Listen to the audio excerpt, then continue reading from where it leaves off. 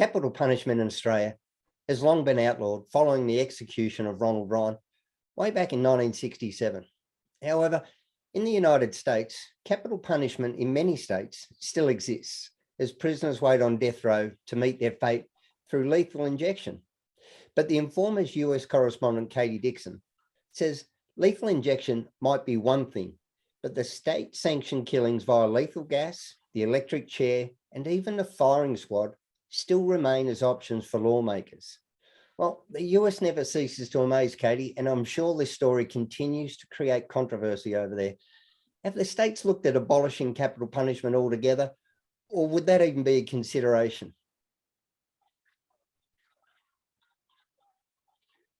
Look, I was looking into it today and trying to look up the history, and states can obviously make their own laws. There are a few federal laws in place, but I don't think that if you look at public opinion, it's definitely not as popular, I guess. More people are leaning towards other means, imprisonment for life, things like that. So they have looked at it, but so far they haven't done anything. And like you said, the thing that is a little shocking to us Australians, since we haven't had the death penalty for a long time, is the forms of death penalty.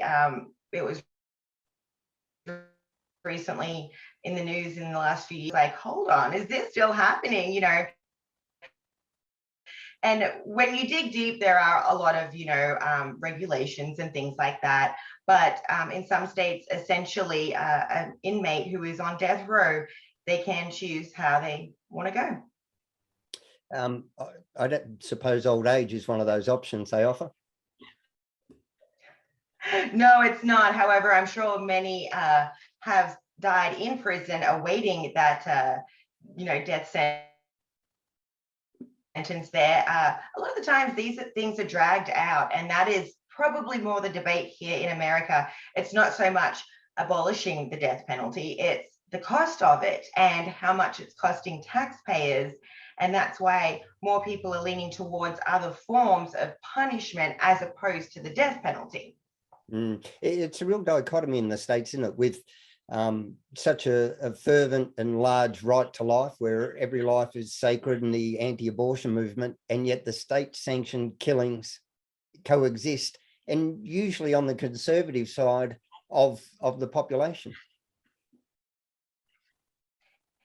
Yeah, look, there's 27 states that still have the death penalty in place. A lot of states have gotten rid of it.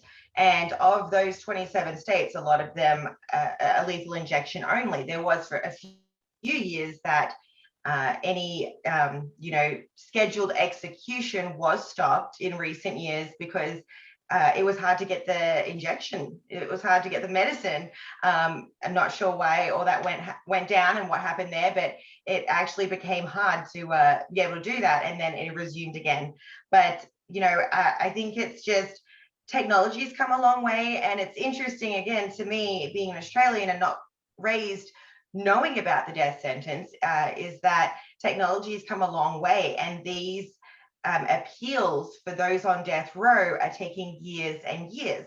And in that time, the labs are able to do so many incredible things, with DNA and samples and things from a long time ago, and do things now that they weren't able to do 20, 30 years ago.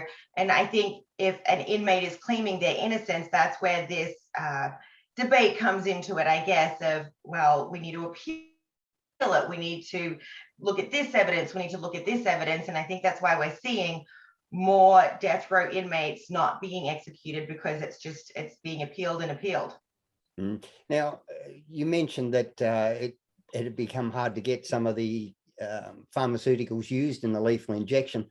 And one of the reasons, through my understanding, is that the pharmaceutical companies refuse to make them available as a moral stand against the death penalty, but they may have, in fact, unwittingly encouraged a more, if there's such a thing, an even more inhumane penalty for these prisoners, because they don't stop the death penalty, they resort to hanging. There was even one on a firing squad, electrocution. So are they making things worse through their efforts to try and do the right thing?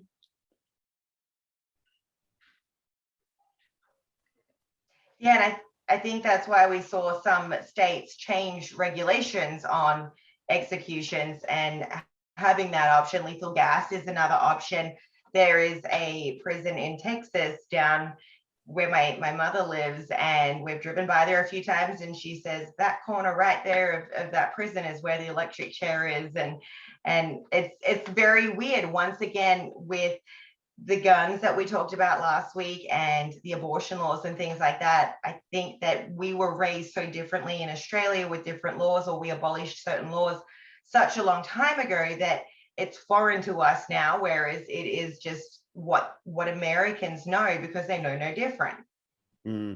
South Carolina, you've sent me some info, uses electrocution as the primary method. I think there was upwards of 1,300 executions since 1976. There are still 7 states that authorize lethal gas, and there's even been 3 hangings since 1976. It just seems barbaric from the outside looking in.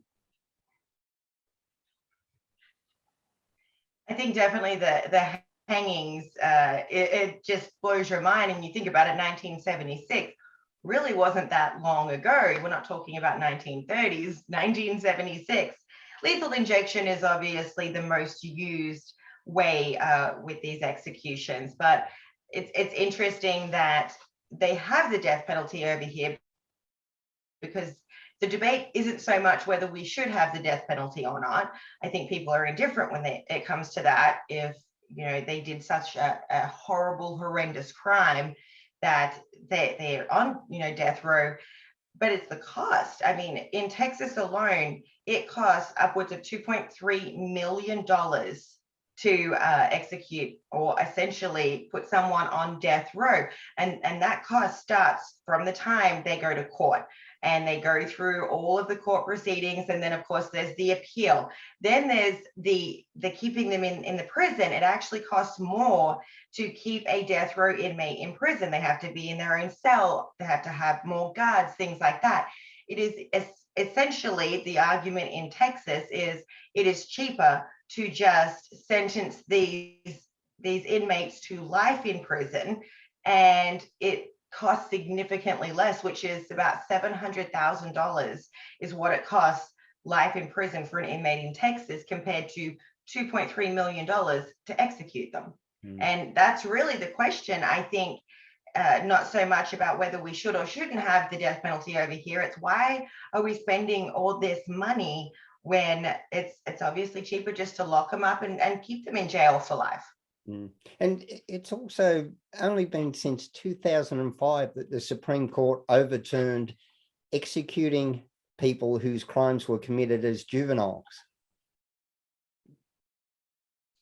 Yeah, I was reading that earlier as well. Obviously, I moved here in 2010. And so, I'm learning a lot along the way too, and digging into the history. And I'm glad to see that there's a lot of inmates, like you said, why it was abolished in Australia is because of the wrongful execution.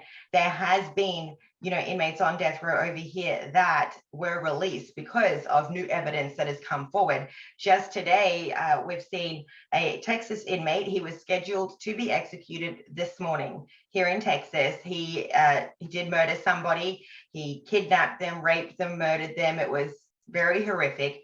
He was scheduled to be executed this morning. And on Monday, he was granted stay by the governor because, as the media presented it to everybody, he wanted to donate a kidney, which it's like a great thing that someone would want to do. His lawyer said it was part of him trying to, not make amends, but he knows what he did was wrong and he wants to help where he can. He has a rare blood type. But in actual fact, even though that's what the media picked up, in actual fact, that stay was granted because his lawyers presented that there could have been false expert testimony in the original hearing. So of the executions that are scheduled for the rest of this year, none of them are going forward. So I think that because of technology, because of, the labs and what they can do now, and because you can continually appeal this, we might not even see as many executions in the future anyway, and they might just abolish it. Yeah. There's already been 7 death penalties enacted for this year so far along the way. If people haven't seen already, I urge you to go and look up the Justice Project, who advocate for people on death row. And I think they've, I forget since when, but it's over 20 something people that they've had removed from death row through wrongful convictions. So it's pretty much a no turning back once you've made that mistake. And I'm glad we don't have it here in Australia. Hopefully we can find a better way of doing things. But Katie Dixon, all the way from Texas, thanks so much for your time. No, you're welcome. Thanks for having me.